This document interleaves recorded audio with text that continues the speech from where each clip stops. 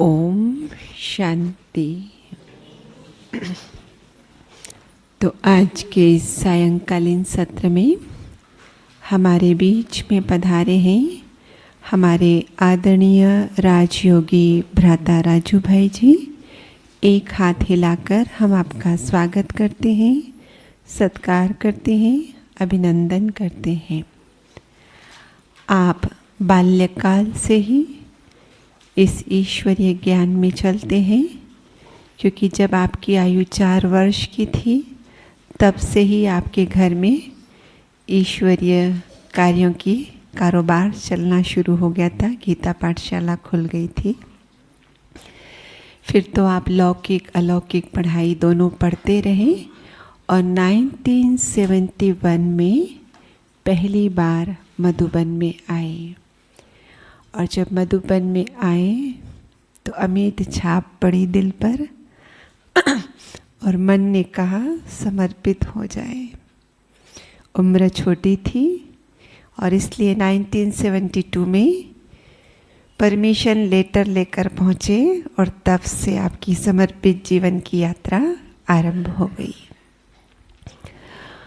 आरंभ में कई अनेक डिपार्टमेंट्स में आपने सेवाएं दी और फिर 1976 से आपको बाबा ने, दादियों ने विशेष सेवा दी। कौन सी? मुरली की। जिस कारण से ही यज्ञ के अंदर आप किस नाम से जाने जाते हैं? राजू भाई। कौन से वाले?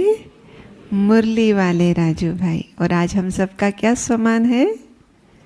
मैं मास्टर मुरलीधर आत्मा हूँ। और बाबा कहते हैं मुरली से प्यार माना ही मुरलीधर से प्यार। अब जो सारा दिन कारोबार ही मुरली का करते हो तो कितना प्यार होगा। तो बाबा कितना प्यार करते होंगे, है ना? तो बाबा के बहुत लाडले बच्चे हैं आप। और न सिर्फ इतना मुरली का कारोबार करते हैं कि मुरलियों को सिंधी से हिंदी में टाइप करना और फिर सारे सेंटरों पर पोस्टिंग करना, लेकिन आजकल मैं समझती हूँ एक सीरीज भी है अमूल्य रतन वाली, जिसमें भी अमूल्य अव्यक्त मुरलियों के क्वेश्चन पूछे जाते हैं और आप उनको आंसर करते हो। और शायद 1000 एपिसोड हो गए, 10 सेंचुरियाँ लगा ली है उसमें भी। तो सोचो बुद्धि में क्या भरा होगा।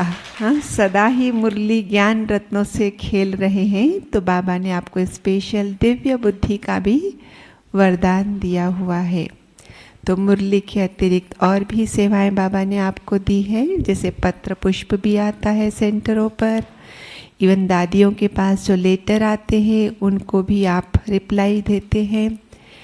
और साथ साथ फोटो स्टेशनरी का भी कारोबार आप देखते हैं, फोटोकॉपी का भी कारोबार आप देखते हैं। तो अनेक जिम्मेदारियों को संभालते हुए, बाबा के ज्ञान रत्नों से खेलते हुए स्वयं भी भरपूर रहते हैं और पूरे ब्राह्मण परिवार को भी भरपूर करते रहते हैं, जिस कारण आए दिन आप भट्टियाँ कराते रहते हैं। अभी थोड़ा जैसे लॉकडाउन खुल गया है तो आपकी भट्टियों के दौरे भी चालू हो गए हैं। आप जाते रहते हैं और सबको लाभान्वित करते रहते हैं। तो आज हमारे बीच में है और आज बाबा ने बहुत सुंदर बात कही थी। बाबा मीठी सैक्रीन है और हम बच्चों को भी बाप समान मीठी सैक्रीन बनना है। तो कैसे वो बाप के साथ हम सच्ची प्रीत रखें, जो हम भी बाप समान मीठी सैक्रीन बन जाए, इस विषय पर भ्राता जी प्रकाश डालेंगे। आदरणीय भ्राता जी।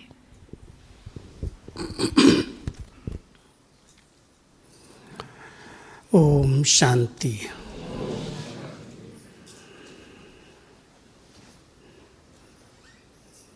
बाबा के इस तपोवन में, मधुबन घर में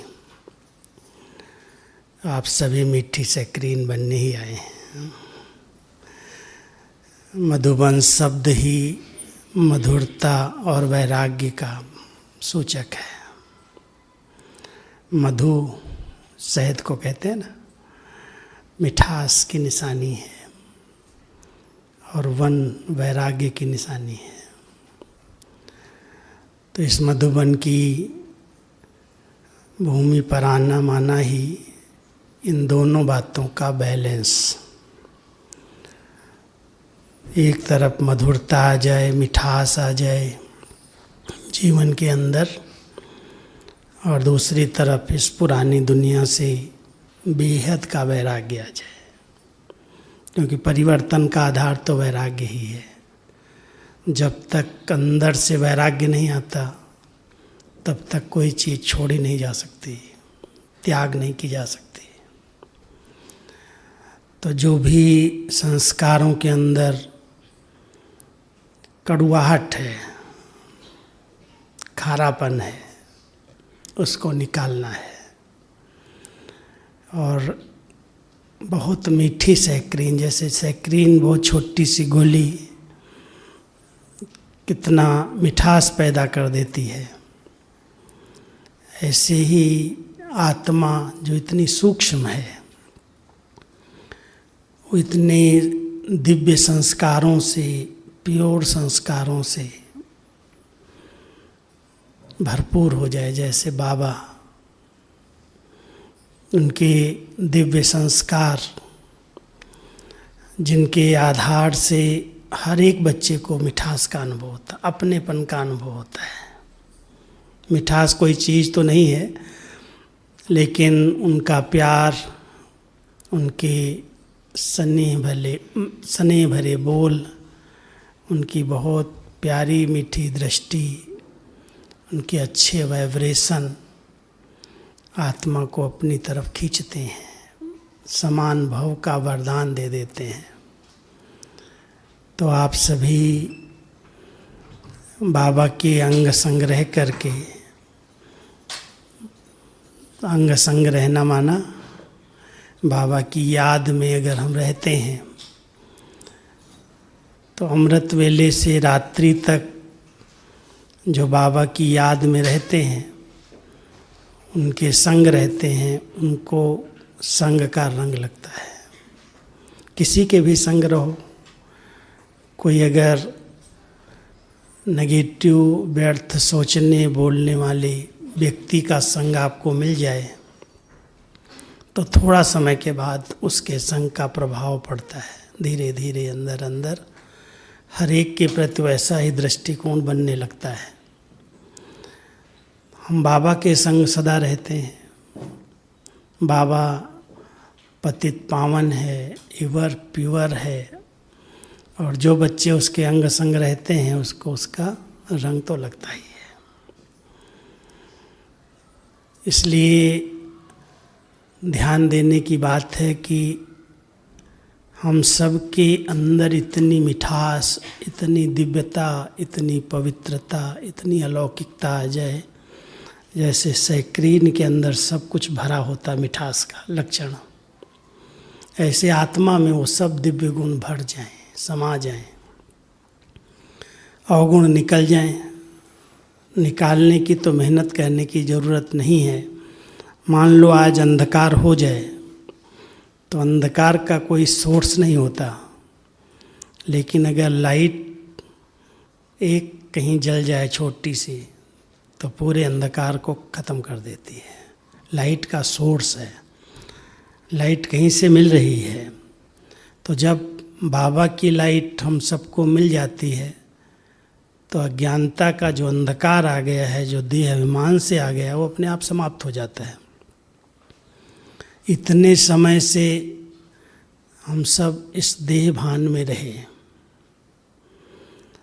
देह भान से कर्म इंद्रियों की उत्तेजनाएं होती हैं, कर्म इंद्रियां उसके कारण चलायमान होती हैं,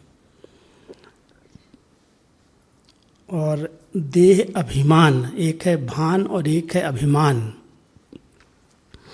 जब अभिमान आ जाता है तो अभिमान तो संबंधों में कड़ुआहट पैदा कर देता है, चलने में, बोलने में, देखने में।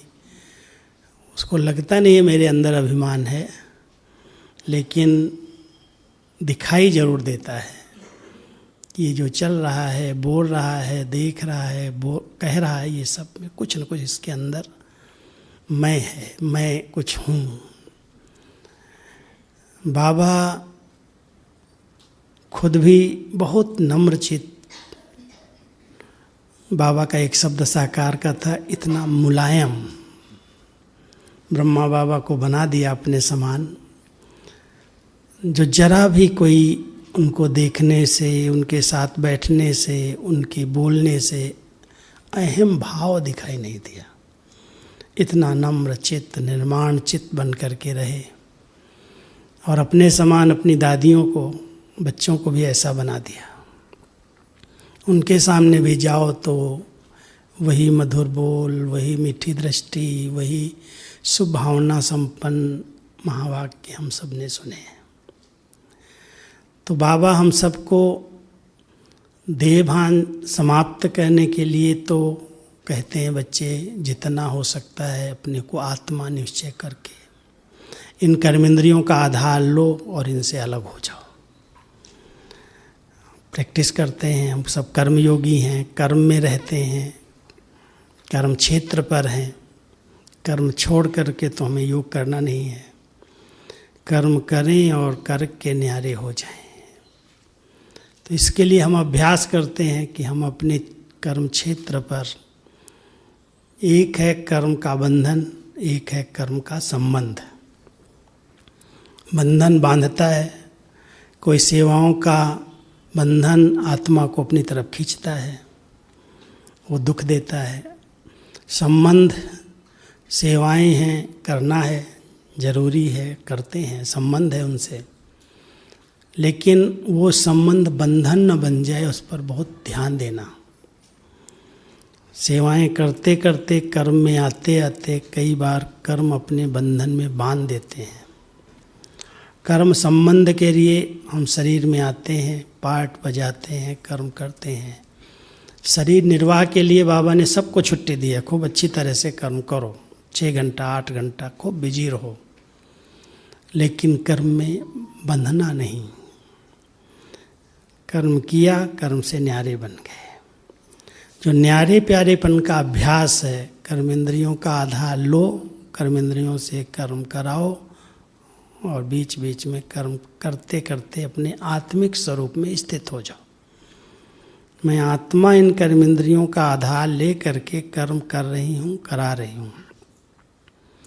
इससे देह अभिमान, देहभान तो पहले समाप्त हो जाएगा। इंद्रियां शीतल हो जाएंगी, स्वभाव में सरलता आ जाएगी, मधुरता आ जाएगी। फिर अभिमान जो आता है बार बार, मैं करता हूँ, मेरा नाम हो, मेरा मान हो, मेरा शान हो, मैंने इतना सब कुछ किया है, लोग मुझे पहचानते नहीं हैं, करता मैं हूँ, नाम इसका होता है। कई बार ऐसी भावनाएं आती हैं आपस में कि इतना सब मैंने किया, तन लगाया, मन लगाया, धन लगाया, सब प्रकार से मैं सेंटर्स के, बाबा के कार्य में सहयोग दे रहा हूँ, लेकिन मेरा नाम तो कहीं आता ही नहीं है। इसका नाम हो रहा है, कुछ भी नहीं करता है, बैठा है, खाता पीता है। कई बार ऐसे आपस में संबंधों में नाम की बहुत भूख रहती, कि नाम मेरा हो जाए, कोई लोग मुझे बड़े पहचाने, कम से कम हमें कभी स्टेज पर चांस मिले। बाबा कहता, बच्चे हद का नाम चाहिए क्या? आपके बेहद के नाम से तो आज कितनी आत्माएं अपना शरीर निर्वाह कर रही हैं। क्या है आपका बेहद का नाम? आप सब ब्राह्मण कुलभूषण हैं। शरीर के नाम की बात नहीं है, लेकिन संगम युग पर हम सब ब्राह्मण बन गए, तो हम ब्राह्मणों के नाम से नामधारी ब्राह्मण कमाई कर रहे हैं। उनको ही हर कार्य में बुलाते हैं, उनको ही आगे रखते हैं। कोई भी शुभ कार्य होगा, ब्राह्मणों को ही सब चीज़ें मिलेंगी, खाने की, पीने की, सब।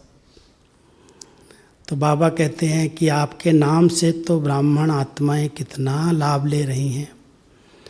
और मान बाबा ने इतना बच्चों को दिया है, कोई आत्माएं क्या देंगी कि मेरी महिमा हो जाए, मुझे कोई कुछ तो कम से कम मुझे पहचान ले कि मैं भी कुछ करता हूँ।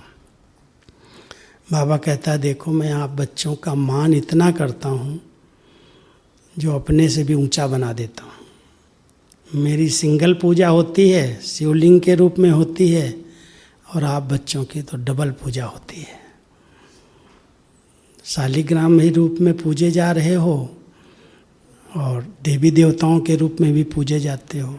तो मैंने तो आप बच्चों का इतना मान बढ़ाया है जो कलयुग के अंत तक भी लोग बड़े रिगार्ड से, रिस्पेक्ट से आपको देखते हैं, आपकी मूर्तियों के आगे नमन करते हैं, वंदना करते हैं, कुछ न कुछ डिमांड रखते हैं अपनी। उनकी कामनाएं आपकी मूर्तियों के दर्शन से पूरी होती हैं। इतना मैंने आपको महिमा योग्य बनाया, इतना महान बनाया। तो नाम भी इतना ऊंचा किया, मान भी इतना दिया, और शान कैसी है? देह अभिमान वाली शान नहीं है। हमारा कोई पद है, पोजीशन है, कई बार इसका एक सूक्ष्म रहता है। मान लो कोई हमारा बायोडेटा भी अगर ठीक नहीं पढ़ता है, नहीं बोलता है, तो भी लगता है क्या पढ़ रहा है, क्या बोलते हैं। लेकिन ये भी तो अभिमान है ना। क्या बायोडेटा पढ़ना, क्या हमने किया है। करन करावनहार बाबा है, किसी बच्चे से भी करा सकता है। अगर वो हमसे करा रहा है तो मेरा भाग्य बना रहा है। इसमें क्या दिखाना है, कौन सी शान है इसमें कि मैंने ये सब किया है। उसने निमित्त बना दिया, बाकी करा तो वही रहा है। मुझे तो आज तक यही अनुभव होता है। आप समझ सकते हो इतने सारे ब्राह्मण परिवार की पालना बाबा की मुरलियों से होती है।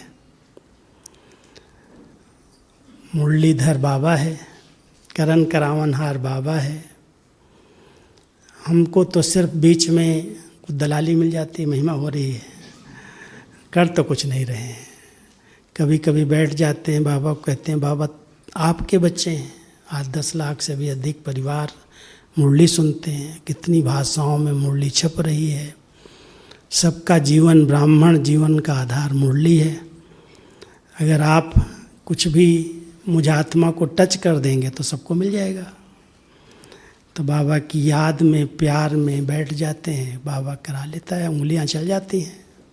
कि मैं कुछ कर रहा हूँ, मुझे कुछ आता है, मैंने कुछ स्टडी की है, मेरा कुछ अनुभव है, उसका तो कभी आज तक संकल्प ही नहीं आया। कराने वाला करा रहा है।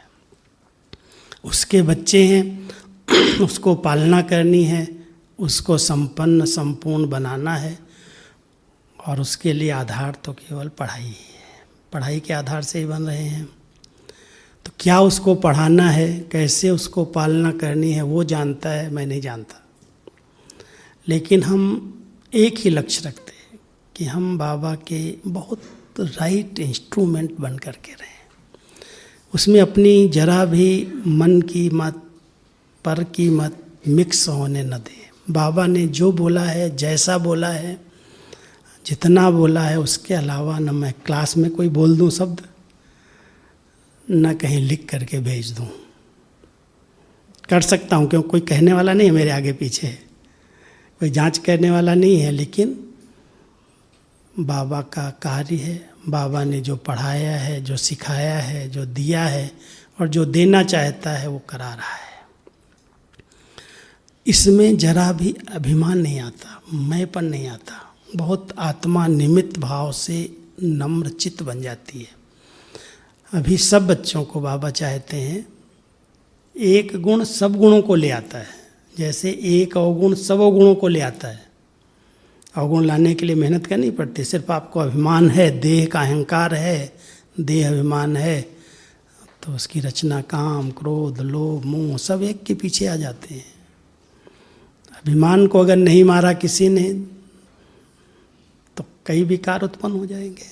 अगर मान लो आप कहते हो हमारे अंदर काम विकार नहीं है, हमने जीता है, लेकिन थोड़ा क्रोध का तो अंश है, तो क्रोध कई विकारों को उत्पन्न कर देगा।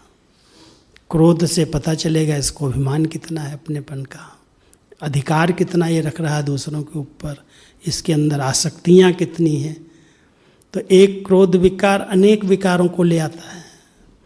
ऐसे ही अगर एक कोई विशेषता, एक कोई गुण हम अटेंशन दे करके धारण कर लें, जो कहते हैं आज बाबा ने कहा कि एक मीठी सैक्रीन बन जाओ, अगर आत्मा इस मिठास को धारण कर ले कि मुझे कभी भी अपनी वृत्ति से, अपनी दृष्टि से, अपने बोल से कड़वाहट का अनुभव नहीं कराना। बाबा ने मुझे मीठा बनाया है।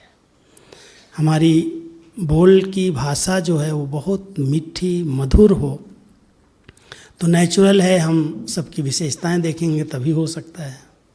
अगर हमारे अंदर कोई की भी कमियां, कमजोरियां, अवगुण नोट हैं, कितना भी हम चाहें इसके प्रति हमारा व्यवहार मधुर हो जाए, लेकिन कम से कम आएगा सामने तो भले दिखावे में 2 शब्द अच्छे बोल भी दें, लेकिन अंदर अंदर तो उसके प्रति कुछ न कुछ वाइब्रेशन में नेगेटिविटी होगी। तो केवल बोल की मधुरता जरूरी नहीं है, लेकिन मधुरता चाहिए हमारे संकल्पों में, हमारी वृत्तियों में, हमारी दृष्टि में। सर्व आत्माएं निर्दोष हैं। जब तक ये भावना नहीं आएगी तब तक मधुर व्यवहार नहीं हो सकता। और निर्दोष वही समझ सकता है जो इस बेहद नाटक को यथार्थ समझता है। ये बेहद का नाटक खेल चल रहा है, सृष्टि मंच पर आत्माएं नाटक करने के लिए अवतरित हुई हैं। खेल है ये सृष्टि में, इसलिए संबंध बने हैं। जैसा हमने पार्ट बजाया उस पार्ट के अनुसार हमें भिन्न भिन्न संबंध मिले, अनेक प्रकार के खिलाड़ी मिले और वो साथ निभा रहे हैं, हम साथ उनके हैं। अभी कोई कहे ये ही मेरा बच्चा है, यही मेरा पति है, यही मेरी पत्नी है, ये मेरी सासू है। अब वो जो मेरेपन का बंधन उसने बना लिया वही दुख का कारण बन गया। है कुछ नहीं मेरा, थोड़े समय के लिए पार्टधारी पार्ट बजाने के लिए आए, संबंध बन गए, आज हैं कल बिछुड़ जाएंगे। लेकिन ये बेहद नाटक की जो स्मृति रहती है, नाटक चल रहा है, ये खेल चल रहा है, इस खेल के अंदर हमें बहुत न्यारा प्यारा बन करके खेलना है, पार्ट बजाना है, न कहीं फंसना है, न किसी को अपने में फंसने देना है। जैसे बाबा पार्ट बजाता है, देखो शिव बाबा का पार्ट देखो, बाबा ने अपने समान ब्रह्मा बाबा को बना दिया, उनका पार्ट देखो। फिर दादियाँ आई, दादियों का पार्ट देखो। इतने बच्चों की पालना की, इतना स्नेह लुटाया, लेकिन न कहीं फंसी, न किसी को अपने में फंसने दिया। ब्रह्मा बाबा कितना प्यार का सागर, ब्रह्मा बाबा भी शिव बाबा समान बन गए थे। इतना बच्चों को स्नेह, पालना, सब कुछ दे करके, मीठे बोल, मीठे बच्चे कह करके, और 1 सेकंड में शरीर से अलग हो गए, डिटैच हो गए। कोई ने भी एक दुख का आंसू भी नहीं बहा पाया। तो ऐसी ब्रह्मा बाबा ने अपनी स्थिति बनाई। केवल एक गुण नहीं धारण किया, लेकिन एक गुण के आधार पर उनके अंदर सर्व गुण आ गए, सर्व गुणों से संपन्न आत्मा बन गई। आज आप एक शांति का गुण ले लो, मैं शांति स्वरूप आत्मा हूँ। अब एक शांति के गुण में गंभीरता भी आ जाएगी, अंतर्मुखता भी आ जाएगी, धैर्यता भी आ जाएगी, और जब धैर्यता आ जाएगी तो मधुरता भी आ जाएगी। है एक गुण, लेकिन अगर एक गुण पर भी हमारा ध्यान गया कि इस पर मुझे विशेष पुरुषार्थ करके, अटेंशन दे करके नंबर आगे लेना है, तो हमारे जितनी देवी देवताएं हैं, जितनी देवियां हैं, उनके एक एक गुण के गायन हैं सर्वगुण संपन्न हो। आज सरस्वती विद्या की देवी गाई हुई है, दुर्गा, काली, लक्ष्मी हर एक विशेषता में संपन्न है। जैसे डॉक्टरी के अंदर कोई आँख का डॉक्टर, कोई कान का डॉक्टर, कोई गले का डॉक्टर, कोई हार्ट का डॉक्टर, सब अलग अलग हैं, लेकिन पढ़ाई तो उसने डॉक्टरी की पूरी की है, एक में स्पेशलिस्ट हो गया। ऐसे ही हमें बनना तो सर्वगुण संपन्न है, लेकिन एक विशेष गुण में हम बहुत निपुण हो जाएं, आगे हो जाएं, एक पर अटेंशन दो, ये गुण हमारे अंदर आ जाएगा तो इसके पीछे पीछे सब गुण आ जाएंगे। तो जो आत्मा सैक्रीन है, मिठास है, केवल इसी बात पर अगर आज की मुरली के अनुसार हम अटेंशन दें, मिठास कहाँ से आई? किस तरह से मिठास आत्मा के अंदर आई। बाबा ने 2-3 शब्द मुरली के अंदर बहुत अच्छे दिए हैं कि जब आत्मा संपूर्ण सतो प्रधान है तो मीठी है, संपूर्ण पावन है, पवित्र है। पवित्रता की बहुत गहरी परिभाषा है। और बाबा ने जिस दिन हम ब्राह्मण बच्चे बने, पहला ही महामंत्र के रीति से स्लोगन मिला, पवित्र बनो योगी बनो। पहले दिन का पाठ है, बी होली बी योगी। और उसी आधार से सारी पढ़ाई चल रही है। और जब तक आत्मा संपूर्ण पावन नहीं बनेगी तब तक ये पढ़ाई चलती रहेगी। अगर आत्मा बिल्कुल प्योर शुद्ध बन जाए मन वचन कर्म से, प्योरिटी केवल ब्रह्मचर्य व्रत की नहीं है, केवल एक काम विकार की जीत नहीं है, लेकिन जब पवित्रता शब्द हम कहते हैं तो पवित्रता के अंदर सभी विकार आ जाते हैं। देखो बाबा ने 3 शब्दों का ही पुरुषार्थ करके कर्मातीत स्थिति प्राप्त की, निराकारी, निर्विकारी, निरहंकारी। निर्विकारी में अहंकार भी आता है, उसको भी जीतना है, लेकिन निर्विकारी बनने के बाद निरहंकारी शब्द का भी प्रयोग किया। कई बार आत्माएं योगी तपस्वी निरहंकारी बन करके, निर्विकारी बन करके भी मैं हूँ उसका भान आ जाता है। मैं निर्विकारी हूँ, मैं पवित्र हूँ, मैं अच्छा योगी हूँ, मैं अनुभवी हूँ। वो अहंकार अंदर ना आए, इसलिए बाबा कहता है निर्विकारी बनने के बाद भी अंडरलाइन करो, मुझे निरहंकारी रहना है। तो निरहंकारीपन से मधुरता का गुण अपने आप आ जाता है। जो निरहंकारी नम्र चित्त हैं, निर्माण चित्त होकर के रहते हैं, उनके बोल बड़े मीठे हो जाते हैं, उनके वाइब्रेशन बड़े अच्छे हो जाते हैं, उनके समीप सभी आना चाहते हैं, उनसे कोई दूरी नहीं बढ़ाते, समझते हैं इनसे कुछ मिलेगा। हमारी कई ऐसी दादियाँ थी ना, जब यहाँ बैठ जाती थी आंगन में, सिर्फ उनको कुर्सी पर बिठा देते थे, चारों तरफ से जैसे कोई मीठी चीज़ कहीं रखी होती है ना, तो चींटियाँ आ जाती हैं चारों तरफ से, घेर लेती हैं उसको। ऐसे अगर दादियाँ यहाँ कहीं एक बैठ गई आकर के, तो देखो इधर से भाई आ रहे हैं, इधर से बहनें आ रही, सब उनको ऐसे घेर लेते थे। वो बोलती कुछ नहीं है, कहती कुछ नहीं है, लेकिन उनकी जो वाइब्रेशन कहें, उनके हाव भाव कहें, उनकी जो दृष्टि कहें, वो जो इतनी प्योर है, मीठी है, वो सबको खींचती है चुंबक की तरह। बाबा अपने बच्चों को ऐसा चुंबक बनाना चाहता है। सब आत्माएं आपकी तरफ आकर्षित हो जाएंगी। दैहिक आकर्षण नहीं, ये रूहानियत की आकर्षण है। जितना अपने रूहानियत की स्थिति में आप रहेंगे, मैं आत्मा इस शरीर को चलाने वाली रूह अलग हूँ, ये शरीर अलग है, नियत में माना आदत में ही आ जाए कि मैं आत्मा, ये आत्मा, सब आत्माएं अपना अपना खेल खेल रही हैं।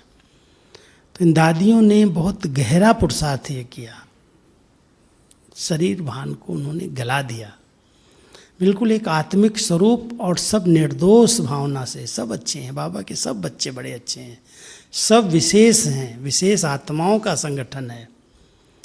उनके दिल में जैसे कूट कूट के भरा था, ये सब विशेष आत्माएं हैं। कोई उनकी किसी की ग्लानि करे, आकर के कंप्लेन करे, कोई बात सुनाए, कभी उस पर ध्यान नहीं दिया। भले अटेंशन खिंचवाया, क्लासेज करवाई, कुछ न कुछ शिक्षा सावधानी अलग से दी, लेकिन अपने मन में उनकी कभी भी नोट नहीं की कमियों को। इसलिए बाबा कहते हैं कभी भी किसी की कमियों को नोट नहीं करो, लेकिन अपने सहयोग का उसको नोट दे दो, मदद करो, उसकी कमियां समाप्त हो जाएं। किसमें नहीं है, कोई कहे मैं तो संपन्न बन गया हूँ, संपूर्ण बन गया हूँ, और जब सब में वो कमी कमजोरी है तो फिर अहंकार किस चीज़ का है। हर एक अपना पुरुषार्थ कर रहा है, हर एक चाहता यही है कि मैं अपनी कमी कमजोरी को परिवर्तन करूं। इसलिए अगर सचमुच सैक्रीन बनना है तो ध्यान देना, कभी किसी की कमी कमजोरियों को नोट नहीं करना। हैं सब में, ऐसा नहीं कोई संपन्न बन गए हैं। दो ही बातें बाबा कहते हैं,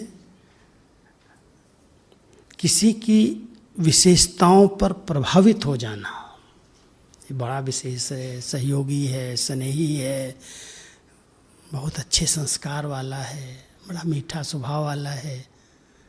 कोई व्यक्ति विशेष आकर्षण करने लगे, वो लगाव का कारण है, वहाँ झुकाव हो जाएगा, वो बंधन बन जाएगा। इस बात को अपने लौकिक जीवन के अंदर नोट करके देखना, जो बहुत अच्छे लगते हैं उनकी तरफ झुकाव हो जाता है, लगाव शुरू हो जाता है, और उनके अचानक जाने से बहुत आत्मा बहुत दुखी होती है, पीड़ित होती है। वो कर्म बंधन है। इसलिए हम सबको न किसी से इतना लगाव रखना है, न अटैचमेंट रखनी है, और न किसी से नफरत करनी है। हर एक आत्मा बहुत श्रेष्ठ है, महान है, पवित्र है। जब ऐसी भावनाएं हमारी बन जाएंगी तब वो मिठास हमारे से झलकेगी, दिखाई देगी। तो निर्दोष एकदम वृत्ति है, शीतल काया है, शीतल स्वभाव है। हम सबके स्वभाव जो है ना बड़े शीतल सरल हो जाएं, मिलनसार हो जाएं। एक बहुत अच्छा गुण है, विदेशी बच्चों को कई बार बाबा सिखाते थे, हर बात में, हर स्थान पर, हर एक के साथ अपने आप को एडजस्ट कर लो। एडजस्ट करना एक बहुत बड़ी विशेषता है। अगर हम इस समय जहाँ पर भी रहते हैं, जिन परिस्थितियों में रहते हैं, जिनके साथ रहते हैं, जिनके साथ सेवाएं कर रहे हैं, उनके साथ हम एडजस्ट नहीं हो पाते। तो मैं आज कहीं सुना रहा था, हमारी दादी जी और हमारी मोहिनी बहन जी, दो जने साथ रहते थे, एक ही कमरे में थे। दादी जी की प्रकृति और मोहिनी बहन जी की प्रकृति में, शरीर की प्रकृति कह रहा हूँ मैं, नेचर अलग चीज़ है, प्रकृति भी, दोनों को बहुत भिन्न थी। माना कमरे में अगर सोए हैं तो एक को पंखा चाहिए, ठंडी शीतलता चाहिए, हवा चाहिए, और दादी को अगर जरा भी पंखा चला दो, हवा दे दो, तो उनको छींकी आने लगती थी। प्रकृति बड़ी ठंडी थी। अब एक ही कमरे में दोनों को रहना है, एक ही साथ रहना है। ऐसे भी नहीं कह सकते हैं मैं तो नहीं सो सकती तेरे साथ। मिलनसार, एडजस्ट करने की नेचर, सहन करना पड़ेगा। यहाँ पर कुछ तो सहन करना पड़ेगा, लेकिन टकराव ना हो। ऐसे न कहें दो लोग भी साथ नहीं रह सकते। तो दादी कहती थी, मोहिनी तुम पंखा चला ले, मैं रजाई ओढ़ के सो जाती हूँ। अब रात को मान लो दादी जी की नींद फिट गई, तो दादी ऐसे नहीं लाइट जला करके उसकी भी नींद फिटा दें सामने वाले की। चारपाई पर लेटी हैं, नींद नहीं आ रही है, तो अपने बाजू में एक छोटा सा टेबल लैंप रखती थी। टेबल लैंप जला करके मुरली उठाई और पढ़ना शुरू कर दिया। मुरली फिर से पढ़ते पढ़ते फिर सो गई। सामने वाले को, दूसरी चारपाई पर जो सोया है, उसकी नींद डिस्टर्ब नहीं होनी चाहिए। ध्यान बहुत रखा। इसलिए दोनों अपने साथ साथ रह करके अपने को एडजस्ट करके चले, अपनी मधुरता को खोया नहीं। अभी आप इस पर थोड़ा विचार करना। एक है वर्णन कर देना कि हाँ हम मधुर हो गए, मीठे हैं, हम सबके साथ मिलनसार हैं, लेकिन जब ऐसी बातें आती हैं, कोई खराटे लेने वाला होता है, उसके साथ सोना पड़ता है, क्या करते हैं? उठ के भाग जाते हैं क्या बिस्तर से? कुछ न कुछ तो अपने को मोल्ड करना पड़ता है, सहन करना पड़ता है, टकराव भी न हो, संबंध भी न बिगड़े। चलो भाई, उसके शरीर की प्रकृति है, उसको हो रहा है। मैं कोई अच्छी विधि अपना लूँ, कोई ऐसा हेडफोन लगा लूँ, कोई ऐसे रुई लगा लूँ जो उसकी आवाज़ मुझे डिस्टर्ब ना करे। चेंज करना पड़ेगा, लेकिन अगर लक्ष्य रखें कि हमको सबके साथ एडजस्ट होना है छोटी सी बात। क्योंकि कईयों की नेचर होती है अकेले अकेले रहने की। अपने घरों में आराम से एक बिस्तर पर अकेले रह रहे हैं, और जब संगठन में आते हैं 4 5 6 को इकट्ठा रख दिया जाता है, विदेशी लोगों को विशेष होता है, कहीं ना कहीं डिस्टर्ब हो जाते हैं, कहाँ ले आई, क्यों ले आई। भगवान से मिलने का वो सुख नहीं ले पाते, इतने अच्छे वातावरण का पूरा लाभ नहीं ले पाते, केवल एक अपनी सेंसिटिव नेचर के कारण। हम सबको इस पर बहुत अंडरलाइन करना है कि हमारी इस समय बहुत नाजुक नेचर ना हो, सेंसिटिव नेचर ना हो। हर परिस्थिति में हम अपने आप को एडजस्ट करें। कोई भी बातें आती हैं तुरंत अधैर्य होकर के जवाब न दें, तब मधुरता कायम रहेगी, वो सैक्रीन कायम रहेगी, नहीं तो सैक्रीन टूट जाएगी, उसके अंदर और कुछ मिक्स हो जाएगा।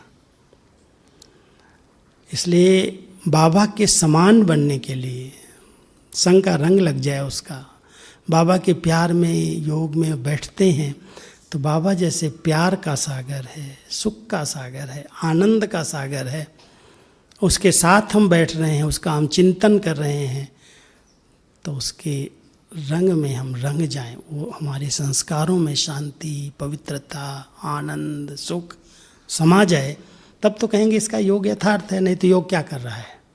कई योग क्या करते हैं, आपको कहा जाएगा कि भाई ज्वालामुखी योग करो, पावरफुल योग करो, आए हो यहाँ पर अच्छी तरह से विक्रम विनाश करो।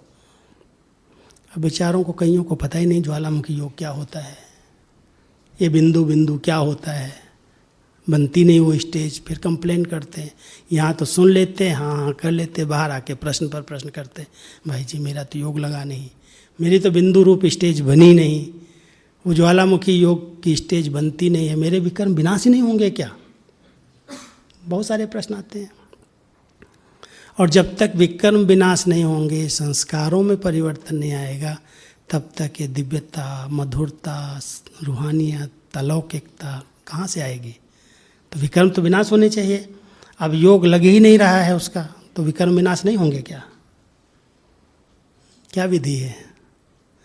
बाबा कहता कोई बात नहीं बच्चे, कोई बिंदु इंदु बनने की मेहनत नहीं करो, क्यों कष्ट कर रहे हो, सुकर्म करो। विकर्म जो हुए हैं ना कर्मेंद्रियों से, उसकी जगह पर खूब सुकर्म करो, अच्छा चिंतन करो, अच्छी रूह रिहान करो, अच्छी अच्छी बातें करो, ज्ञान से अपने आप को भरपूर, जो आप कर सकते हो सहज वो करो, जो नहीं कर सकते उसको साइड कर दो, नहीं होता नहीं चाहिए, छोड़ दो।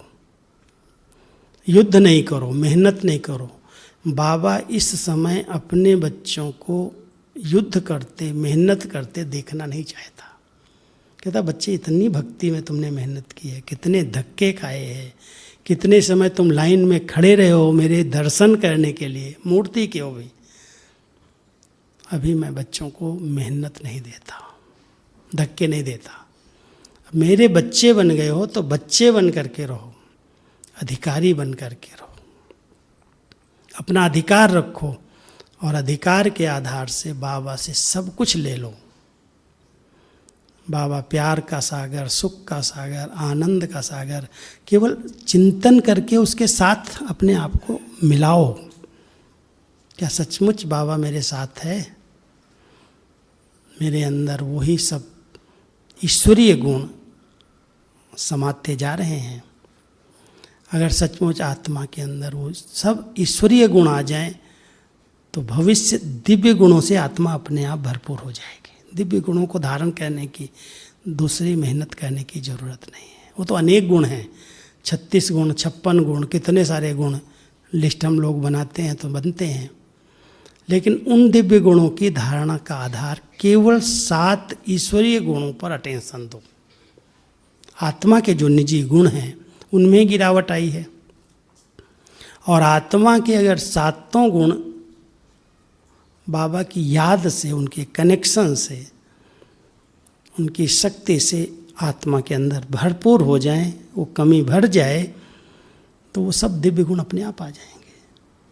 आत्मा ज्ञान स्वरूप है, आत्मा पवित्र स्वरूप है, आत्मा शांत स्वरूप है, आत्मा प्रेम स्वरूप है, सुख स्वरूप है, आनंद स्वरूप है, शक्ति स्वरूप।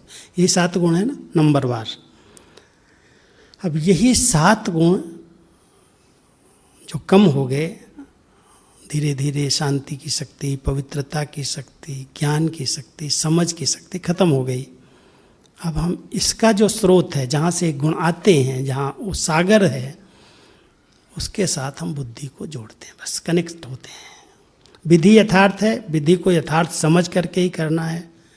कई बार विधि यथार्थ नहीं होती है तो हम बाबा बाबा कहते रहते हैं, कनेक्शन जुटता नहीं है। क्या है विधि? समान बनना पड़ेगा, समान। ऐसा नहीं मैं तो नीच हूँ, मेरे अंदर तो कोई गुण नहीं है, मेरे अंदर कोई विशेषताएं नहीं है, जैसे भक्ति के अंदर किया ऐसे अभी भी वैसा ही करते रहो तो बाबा से मिलन नहीं होता, बाबा से प्राप्ति नहीं होती, वो शक्ति नहीं मिलती। इसलिए बाबा ने कहा समान बनो, माना मैं भी आत्मा हूँ, तुम भी आत्मा बन जाओ। बस आत्मिक स्वरूप में स्थित होकर के इस देह रूपी रबड़ को उतारो, भूलो। और जब आत्मिक स्वरूप में स्थित होकर के सर्व संबंधों से एक बाबा ही मेरा है, उसे इतना दिल का प्यार, उसका स्नेह होगा, तो वो सब दिव्य गुण, ईश्वरीय गुण हमारे अंदर ट्रांसफर होते रहेंगे, कनेक्शन जुड़ते ही आएंगे। कभी देखो एकदम गहरी साइलेंस का अनुभव होगा, एकदम जैसे बाबा की शांति के सागर में आत्मा समा गई है। कभी पवित्रता का बहुत अच्छा आनंद का अनुभव होगा, कभी सुख का अनुभव होगा। तो ये सब अनुभव बाबा के साथ रहने से होने लगेंगे आत्मा को, और वो गुण अनुभव होते होते हमारे जीवन में आ जाए।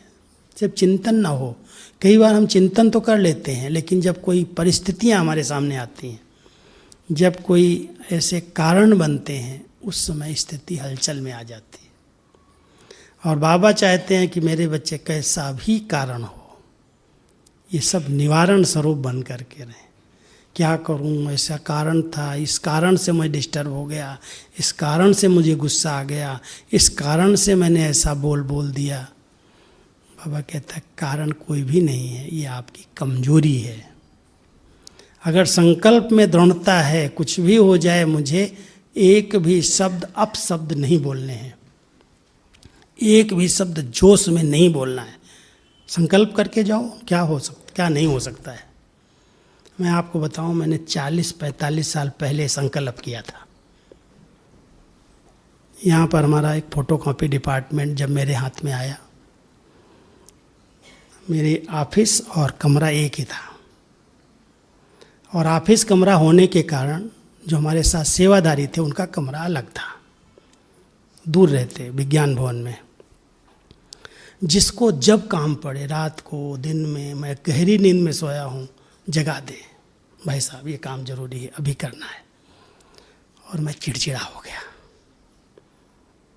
चिड़चिड़ा होकर के कुछ न कुछ बोल दिया, काम भी किया और डिस्टर्ब भी हुए। क्या है, जरा भी रेस्ट करने जाओ, सोने जाओ, कोई भी टाइम ही नहीं होता, कहीं भी कोई नियम ही नहीं। अंदर से आत्मा चिड़चिड़ी होने लगी। चेक किया, हमने कहा कार्य तो बढ़ेंगे। बाबा कहता है एक दिन आएगा जो आपको बहुत सारे काम एक साथ करने पड़ेंगे। हम अपनी स्थिति क्यों बिगाड़ें? ठीक है, करना है तो मुस्कुरा के कर दो, प्यार से कर दो, बोलना नहीं है। आज मुझे इतने वर्ष हो गए, मैंने एक भी शब्द अपशब्द, जोश वाला शब्द नहीं बोला। काम तो बहुत बढ़ गए। अगर कोई संकल्प ले ले, संकल्प में शक्ति है। आप ऐसे नहीं सोचो क्या करी, कारण बन गया ना, उसने ऐसे मेरे साथ किया, उसने मेरी बेइज्जती कर दी, मुझे ग्लानि कर दी, मुझे बार बार डिस्टर्ब कर दिया, इसलिए वो करेगा तो मुझे तो करना पड़ेगा ना, बोलना पड़ेगा।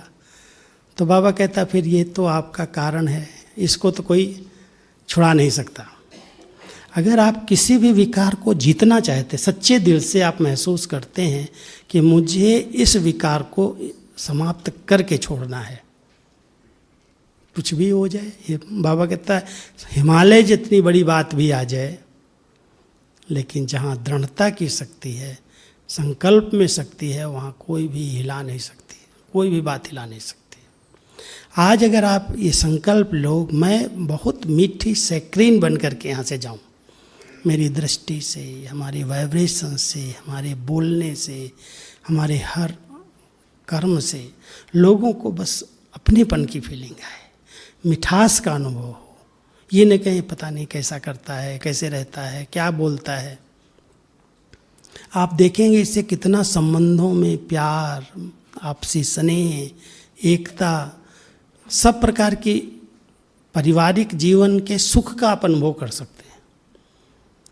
लेकिन अगर थोड़ा सा चिड़चिड़ापन है, कहते हैं ये ज्ञान में चलते हैं लोग, परिवार वाले कहते हैं ये ब्रह्मा कुमारी आश्रम में जाते हैं, गुस्सा तो छोड़ ही नहीं पाए, अभी भी बुरा भला बोल देते हैं, गुस्से में आ जाते हैं। कई लोग तो खाना खाते समय अगर कोई पसंद नहीं आया, गुस्से में आके थाली फेंक देंगे, खाना ही नहीं खाएंगे, मूड खराब कर लेंगे। ये बहुत छोटी छोटी बातें हैं छोटी, लेकिन यही छोटी छोटी बातें विक्रम बनाते बनाते बहुत बड़ा बोझ बना देती हैं। हम सब अपने पास्ट के विकर्मों को विनाश करने के लिए भट्टी करते हैं, योग करते हैं, तपस्या करते हैं, समय दे रहे हैं। लेकिन वर्तमान में अगर छोटी छोटी भूलें हो रही हैं, अवज्ञाएं हो रही हैं, हम खुद अपसेट हो रहे हैं, दूसरों को अपसेट कर रहे हैं, खुद की मूड खराब कर रहे हैं, दूसरों की मूड खराब कर देते, तो ये विकर्म नहीं है क्या? ये विकर्म हमारी खुशी को पहले छीन लेते हैं। अगर खुशी और हल्कापन नहीं है, अगर आपस में एक दूसरे की दुआएं नहीं हैं, आप कितना भी योग में बैठो आपका योग लगेगा ही नहीं। मेहनत के सिवा और कुछ नहीं है। इसलिए बहुत अंडरलाइन करना है, अटेंशन देना है। हम जहाँ रह रहे हैं, जिनके बीच में रह रहे हैं, जहाँ पर भी हमारे कुछ हिसाब किताब हैं, मुझे उनके साथ अपने आप को बहुत एडजस्ट करके चलना है, मिल करके चलना है। हर एक की विशेषताओं को देख करके उन्हें विशेष आत्मा की नज़र से देखना है। उनके प्रति बहुत शुभ भावनाओं की मिठास रखनी है। बोलने से मिठास नहीं दिखाई दे, लेकिन शुभ भावनाएं हैं, बहुत स्नेह की भावनाएं हैं, सबके कल्याण की भावनाएं हैं। मैं समझता हूँ यही आत्मा की मिठास है। अगर इस मिठास से मैं आत्मा संपन्न हूँ, सबके प्रति शुभ भावना है, शुभ चिंतन अपने प्रति, शुभ चिंतक वृत्ति सबके प्रति, तो वो भावनाएं मिठास का अनुभव कराती हैं। जो हमारे संबंध में आएंगे उनको लगेगा इनसे मिलने से मुझे बहुत कुछ प्राप्त हुआ, इनके पास बैठने से भी मुझे बड़ा सुख मिला, बड़ा आनंद आया। बोले या न बोले, आज हम दादियों के पास जाते हैं, कभी बोलते हैं नहीं बोलते हैं कुछ भी, लेकिन जाते ही वो फीलिंग आती है जैसे अपनेपन की अनुभूति कराती है। बड़ा प्यार अनुभव हुआ, बड़ा शक्ति अनुभव हुई, बहुत स्नेह अनुभव हुआ है। क्या है? सब उनके वाइब्रेशन है, वही मधुरता है।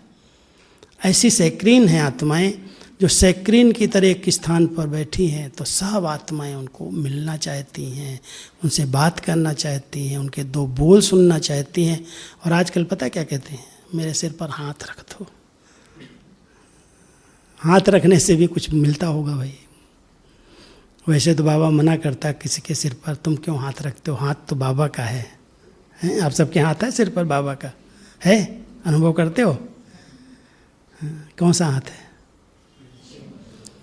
बाबा कहता है स्थूल हाथ तो मेरे है ही नहीं, लेकिन श्रीमत का हाथ अगर है, जो श्रीमत सिर माथे, अमृत वेले से रात तक बाबा की जो श्रीमत मिली हुई है, उसको सिर माथे समझ करके बाबा के हाथ का अनुभव करो। अमृत वेले उठना है, बाबा से बहुत बहुत मीठी मीठी रूह रियान करनी है, शक्ति लेनी है, सकाश लेनी है, वरदान लेने हैं, कुछ समय मनसा सेवा करनी है, रेगुलर पंचुअल बाबा की मुरली सुननी है, उस पर मनन चिंतन करना है। कर्मयोगी जीवन में कर्म करते हुए बाबा की याद में रहना है, संग की परहेज करनी है। कोई भी अगर नेगेटिव व्यर्थ इधर उधर की बातें सुनाता है, मुझे नहीं सुननी है। बाबा को साथ लेकर के कंबाइंड होकर के रहना है। बाबा को शाम को नमाज शाम के समय विशेष फरिश्ते स्वरूप से पूरे विश्व को, प्रकृति को सकाश देनी है।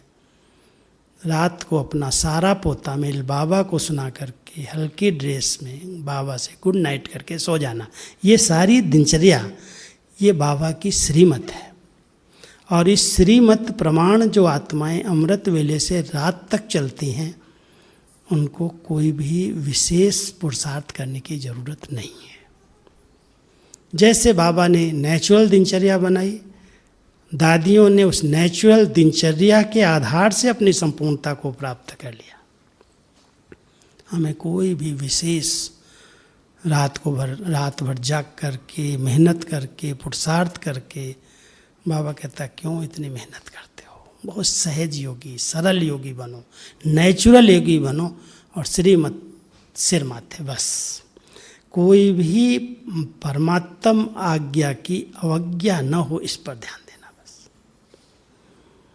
बाबा को वो बच्चे बहुत प्यारे लगते हैं जो आज्ञाकारी हैं, सपूत हैं, हर आज्ञा में हाँ जी करते हैं, उसी के आगे आधार से वो आगे नंबर ले लेते हैं। जो वफादार हैं, वफादारी का अर्थ समझते हैं क्या है? संबंधों में वफादारी होती है, पति पत्नी के संबंध में वफादारी होती है। एक में ही मेरी आंख जाए, एक बाबा दूसरा न कोई, वो वफादार है। अगर बाबा के साथ दूसरे में भी कहीं बुद्धि जा रही है, ये बहुत अच्छे हैं, ये बहुत अच्छी है, तो वफादारी नहीं है, संबंधों में वफादारी नहीं है। हर परिस्थिति में, हर बात में मेरा तो एक बाबा और उसी के तरफ ध्यान जाए कि वो पहले हमारे साथ है, फिर वो किसी को भी निमित्त बनाएगा। ईमानदारी है फिर अपने पोता मेल में, हिसाब किताब में। जो कुछ बाबा ने पढ़ाया है उसमें ईमानदारी है, जो हम दूसरों को कह रहे हैं वो पहले मैंने किया है। मैं इस बात को बहुत अंडरलाइन करता हूँ। आप सभी भी ये बात सोचना कि हम दूसरों को तो बहुत अच्छा अच्छा सुना देते हैं, कभी उसके सामने पेपर आएगा तो ड्रामा का ज्ञान इतनी अच्छी तरह से उसको बताएंगे कि देखो ये तो ड्रामा है, इसका ये पार्ट था, आप क्यों दुखी हो रहे हो।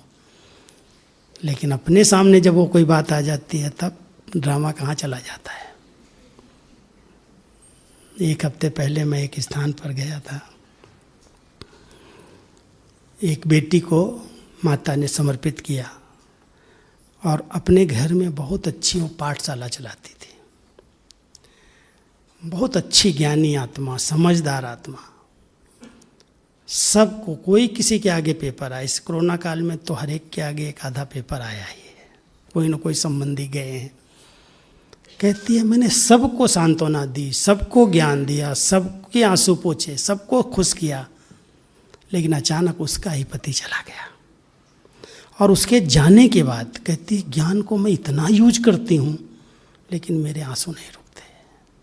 मैं डिप्रेशन में जा रही थी, इसलिए मैं यहाँ आई हूँ, भट्टी में आई थी वहाँ। मैंने कहा माता जी दूसरों को ज्ञान सुनाया, कभी अपने को नहीं पढ़ाया। कहती बहुत कुछ कर रही हूँ, मेहनत कर रही हूँ, लेकिन मैं भूल नहीं पाती। बार बार वो दृश्य, वो बातें, उनके साथ निभाए हुए संबंध याद आते हैं, भूलता ही नहीं। अब इतना ड्रामा का ज्ञान है, ऐसा नहीं है ज्ञान, समझ है, सब बातें हैं, दूसरों को खूब समझाया है, लेकिन अपने लिए कभी सोचा ही नहीं था कि मेरे साथ भी ऐसा हो सकता है। तो बाबा कई बार कहते हैं बच्चे अपने शिक्षक अपने आप बनो। जो कुछ आप दूसरों को सुना रहे हो, पढ़ाई से ईमानदारी ये है कि पहले वो पढ़ाई हमारे जीवन में कहाँ तक आई है। अगर हमारे जीवन में नहीं है तो दूसरों को पढ़ाएंगे तो वो भी भूल जाएंगे। आज पढ़ेंगे, आज कहेंगे बहुत अच्छा, बहुत अच्छा, बहुत अच्छा, बाहर जाएंगे भूल जाएंगे। लेकिन अगर मैंने अनुभव से कोई बात कही है तो अनुभव की बात अनुभव तक चली जाती है। इसलिए हर एक ध्यान दें, लक्ष्य रखना कि ये ईमानदारी जो बाबा कहता है कथनी और करनी में समानता आ जाए। जो पढ़ रहे हो, पढ़ा रहे हो, आपके स्वरूप में दिखाई दे। कई बार हम वरदानों का अनुभव करते हैं, सुबह से शाम तक कई लोग फ़ोन करते हैं, मिलते हैं, कहते हैं आज का वरदान बहुत अच्छा लगा, बहुत अच्छा। लेकिन क्या वो वरदान सचमुच मेरे स्वरूप में आया है? उसी तरह से हमने उसको समझ करके अपने जीवन में उतारा है कि ऐसे बाबा ने कह दिया तथास्तु हो जाएगा। कभी भी बाबा कहता है मैं ऐसे तथास्तु नहीं कहता हूँ। वरदान दिया है, मेहनत बच्चों को न करनी पड़े सिखाता हूँ, लेकिन विधि से सिद्धि है।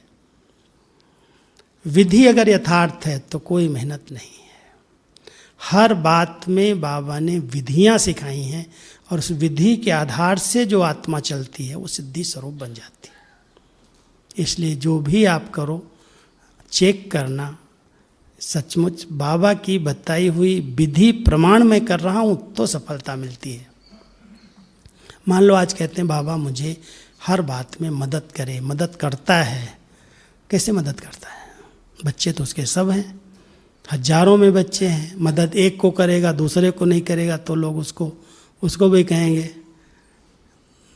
इसलिए कहता है मैं मदद जरूर करता हूँ लेकिन मैंने उसकी विधि बनाई है। जानते हो भाई लोग विधि क्या है? बाबा की मदद लेने की विधि क्या है? हिम्मत के आधार पर मदद है। अगर बाबा की मदद हमें चाहिए तो बाबा कहता बच्चे एक कदम तो उठाओ, आगे आ जाओ, फिर मैं मदद कर दूंगा। हिम्मत बच्चे मदद है बाप। तो विधि से सिद्धि है। योग नहीं लगता है, योग नहीं लगता है, उसका कारण है विधि कहीं मिस हो रही है। विधि पर ध्यान दो, योग तो है ही क्या? बाबा की याद ही तो है, बाबा से प्यार है। और उस प्यार में, याद में मेहनत क्यों? कई बार कहते योग योग छोड़ो, नहीं साकार मुरली में आता है योग योग क्या कहते हो? योग तो भक्ति का शब्द है। तो मुझे याद करो, और याद के लिए चाहिए प्यार, बस और कुछ नहीं चाहिए। अगर बाबा से प्यार है तो उसकी याद तो नेचुरल बनी हुई है ना। और प्यार किस आधार से होता है? प्यार होता है प्राप्ति के आधार से। जिससे कुछ मिल रहा हो, प्राप्ति हो रही हो, उससे प्यार अपने आप हो जाता है। अब बाबा से हमको इतना सब कुछ मिल रहा है, इतनी ऊंची पढ़ाई है, इतनी ऊंची पालना है, ऐसी श्रेष्ठ मत मिल रही है, सारे ज्ञान का पूरा ही त्रिकालदर्शी बना दिया, नॉलेज फुल बना दिया, सुदर्शन चक्रधारी बना दिया। एक एक बच्चे को क्या नहीं दिया है। कभी अमृत वेले से रात्रि तक, सुबह उठने से रात सोने तक बाबा से मुझे क्या मिला है। एक बार मैंने प्राप्तियों की लिस्ट बनाई थी। दादी ने कहा प्राप्तियों की लिस्ट बनाओ। अगर प्राप्तियों की लिस्ट हमारे सामने रहती है, भगवान जिस दिन से मुझे मिला, जिस दिन से मैंने दिल से कहा मेरा बाबा, भटकना छूट गया, इधर उधर धक्के खाना छूट गया, व्यसन छूट गए, बुराइयां छूट गई, सब प्रकार से बाबा ने आत्मा को भरपूर कर दिया, संपन्न कर दिया। सब गुण अपने आप आने लगे, नेचुरल गुणवान आत्मा बन गई। इतनी सब प्राप्तियां हुई। और जहाँ प्राप्तियां हैं वहाँ संतुष्टता है, जहाँ संतुष्टता है वहाँ प्रसन्नता है, जहाँ प्रसन्नता है वहाँ कोई भी क्यों क्या कैसे के प्रश्न उठते ही नहीं है। वो प्रसन्न चित्त आत्मा है। और उस प्रसन्न चित्त आत्मा के वाइब्रेशन अन्य आत्माओं के प्रश्नों को समाप्त कर देते हैं। तो हम सब बाबा के बच्चे प्राप्तियों से संपन्न, सब प्रश्नों से अगर पार चले जाएंगे। दो शब्द सुना करके मैं क्लास पूरा करूँगा। एक है कोई भी बातें जो बीत गई हैं, बाबा दो शब्द कहते हैं, एक नॉट, दूसरा डॉट। Not dot. जो बीत गई बातें हैं उसको डॉट लगाने के पहले नॉट करो। नॉट नहीं करते हो, माना ये बात जो बीत गई है उसे मुझे बार बार रिवाइज नहीं करना है, रिपीट नहीं करना है। नहीं, नॉट माना नहीं, तब डॉट लगता है। अगर डॉट लगाया और फिर भी नॉट नहीं किया तो आज डॉट लगेगा, कल फिर से वो सामने आ जाएगा। इसलिए कई ऐसी बातें हैं। बाबा कहता बच्चे संकल्प करो मुझे नहीं करना है, नहीं सोचना है, नहीं बोलना है। और जो कर लिया है उसको डॉट लगा करके अपनी स्थिति को फुल स्टॉप वाली बनाओ। जब संकल्पों को फुल स्टॉप लगाने का अभ्यास होगा, सहज योग लग जाएगा। आत्मा बिंदी, मेरा बाबा बिंदी, ड्रामा की हर सीन कल्याणकारी है बिंदी। 3 बिंदियों का तिलक बाबा से सिखा रहा है, ये 3 बिंदियों का तिलक लगा के रखो। अगर इस प्रकार से अभ्यास करें, ये बाबा की बताई हुई जो शिक्षाएं हैं, जो पढ़ाई है, इसको हम अपने जीवन में धारण कर लेते हैं तो हम सच्चे पक्के बाबा के ईमानदार बच्चे हैं। ये ईमानदारी है। जैसा बाबा ने पढ़ाया ऐसा मैंने धारण किया, समझा है, और उसी का स्वरूप बन करके रहना है। तो आज्ञाकारी, वफादार, ईमानदार बच्चे बाबा की हर श्रीमत में हाजी करके अपने आप को मीठी सैक्रीन बना लो। बस कुछ भी हो, मुझे उत्तेजित नहीं होना है, आवेश में नहीं आना है, आवेग में नहीं आना है। शीतल काया वाले योगी हैं हम, ऐसा बन करके दिखाओ। जब शीतल काया वाले योगी बनेंगे तब लोगों को लगेगा ये बाबा के समान तो सैक्रीन बन गई, मीठा हो गई, मिठास आ गई इसके अंदर। तो हम सबको बाबा के समान बनना है। बाबा के ऐसे मीठे मीठे शब्द, कभी बाबा हमें रियल गोल्ड बनाता है, कभी सैक्रीन बनाता है। भिन्न भिन्न रीति से जो बाबा देखता है दुनिया की तरफ, साकार ब्रह्मा बाबा को कई चीज़ों के अनुभव होते थे। बाबा को थोड़ा शुगर हो गया था लास्ट में, तो चीनी खाने की मना कर दिया डॉक्टर ने। तो बाबा को सैक्रीन ला करके दिया किसी ने, तो बाबा ने मुरली चला दी। देखो सैक्रीन कितनी अच्छी है, एक छोटी सी गोली डाल दो, मीठा हो जाता है सब कुछ। अरे बाबा हमको अपने समान सैक्रीन बना रहा है। तो बाबा ऐसे ऐसे समय पर कभी कंप्यूटर का टाइटल दिया। हमारे पास जब कंप्यूटर आया, देखो कंप्यूटर के आगे बच्चे कोई भी बात रखो तो सब प्रश्नों का उत्तर मिल जाता है। ब्रह्मा बाबा की जीवन आपके लिए कंप्यूटर है। बाबा ने कंप्यूटर पर मुरली चला दी। फिर मेरे पास एक फ़ोटो स्टेट मशीन आई, तो बाबा ने कहा देखो बच्चे कैसे कापी निकालती है, जैसी कापी रखो वैसी निकल आती। अरे आप बच्चे को सब फोटो कापी बनना है, ब्रह्मा बाबा की फ़ोटो कापी बन जाओ। तो ये सब मुरलियाँ कैसे चली? कोई भी चीज़ ऐसी मधुबन में आई, हम लोगों ने बताई बाबा को, दादी को, दादी ये ऐसी मशीन आई है, इस पर ऐसे कागज़ रखते हैं, उसकी कापी बन जाती। बाबा ने फ़ोटो कापी की मुरली चला दिया। तो ये सब बाबा की जो मुरलियाँ चली हैं, समय अनुसार बाबा हम सबको सिखाता है कि ये साइंस के साधन जो भी निकले हैं, ये साइलेंस से निकले हैं। आपकी जीवन ऐसी बनी है, तब लोगों ने उसको कॉपी किया है और उसको इस तरह से तैयार किया है। तो हम सब बाबा के महावाक्यों के भाव को समझें, केवल शब्दों में अटक न जाएं, विशेषताओं को समझें कि मुझे संपूर्ण पावन बनना है, सर्वगुणों से संपन्न बनना है, संपूर्ण निर्विकारी जीवन, निरहंकारी से रहित, एकदम नम्र चित्त, निमित्त भाव वाली जीवन, वही मधुर जीवन है, वही सैक्रीन है। ठीक है, ओके, ओम शांति।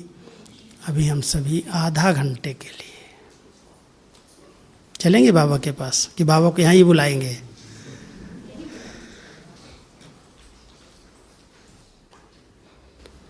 सभी अपने भ्रकुटी आसन पर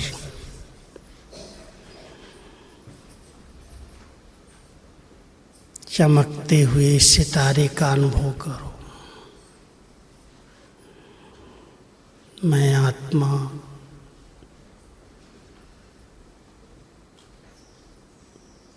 इस भ्रकुटी आसन पर विराजमान चैतन्य शक्ति हूँ।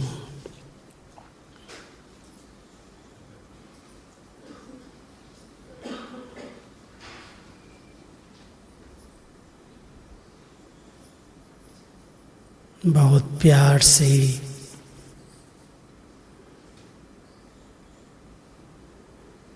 निराकार और आकार बाप और दादा को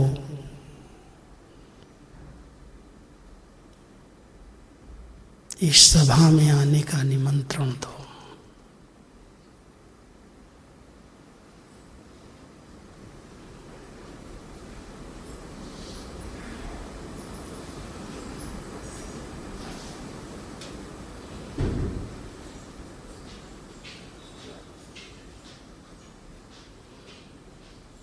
हर एक उनके साथ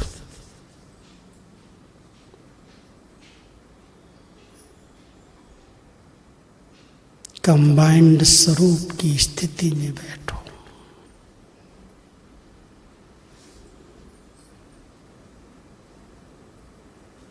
बाप दादा के मध्य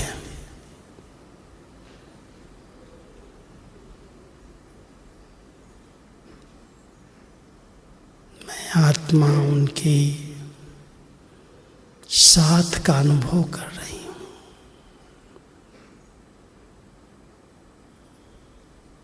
सर्वशक्तिमान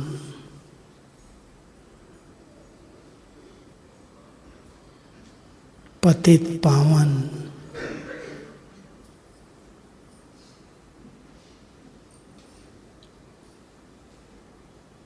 सर्व गुणों का सिंधु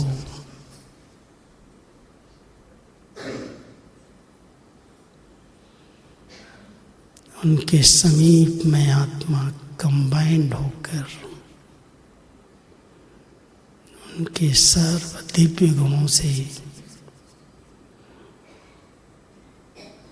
संपन्न बन रही हूँ।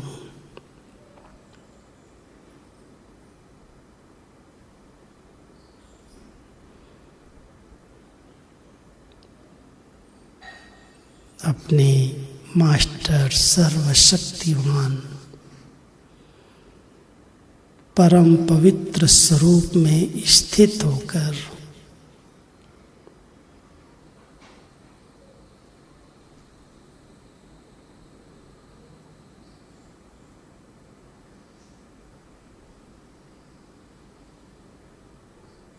इस पूरे वायुमंडल में उन शक्तियों की सकाश फैलाओ।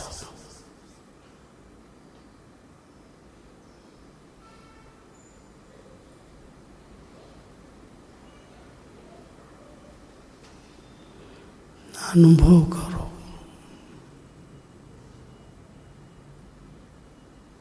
शांति की शक्ति, पवित्रता की शक्ति।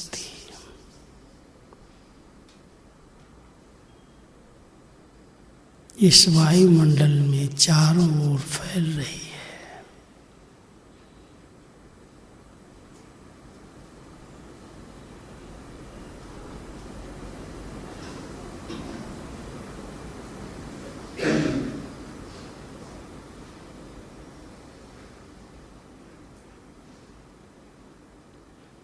मैं शांति के सागर में समाने का अनुभव कर रही हूँ।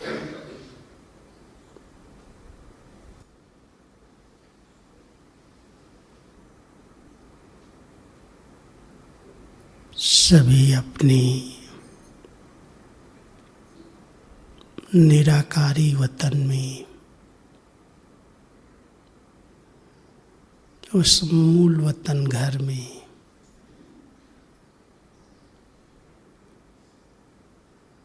ज्ञान सूर्य बाबा के बिल्कुल समीप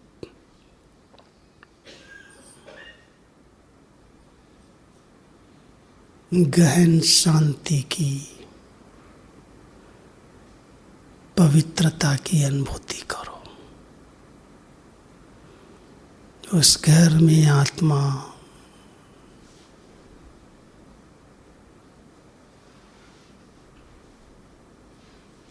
प्यार में समा गई है। और लवलीन स्थिति का अनुभव